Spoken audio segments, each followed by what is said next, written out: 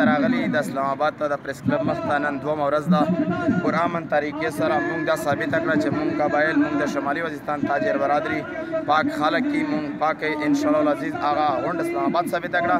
موږ دلته راغلي موږ هغه خلک کی چې موږ 20,000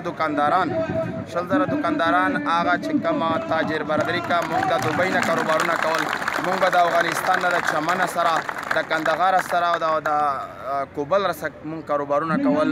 موږ د چاینا نه د شمسي کنټینر راوستلې، موږ نن هغه تاجر برادري چې موږ د 3 ورځې په مخ باندې د ضرب غضب اپریشن په نامه باندې راووتلي، موږ بیا 3 میاشتې شوې، د 3 میاشتې نه موږ 3 کاله شول، 3 کاله بله چې زموږ خپل علاقې ته تللي، خپلو کورونو ته تللي، موږ خپل دوکانونه نه خښته وي، نه ټایرن وي، نه ګډر وي، سامانونه خود نه وي چې موږ هغه ډاګر وو، هغه نه موږ چې کومه د میرانشاه بازار نه ګبرستان جوړ شوی وو.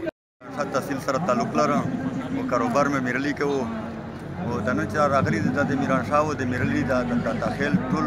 په مشترک باندې ټول دکانداران راغلي دي. دې ته ډېر غټ نقصانونه ورغلي دي.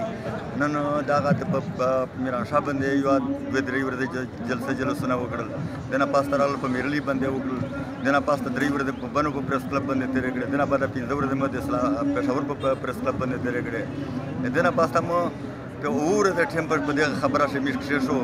چې په 17 تاریخ باندې وی چې مدو میډیا د اسلام آباد پریس مخه درنه کینن هغه درنه پاتې پاري نه سٹارټ میډیا د خپل دګانه نقصانات غوړي میرا مشترک دیغه سر اس جنډا نه بلا نشتا سره صرف اونلی د کی مدو د خپل دګانه مویزه غوړي. شبرم خان ساتي شبرم خان ده د میرشا سره تعلق لري دلته چراغلی مش دا مسله دو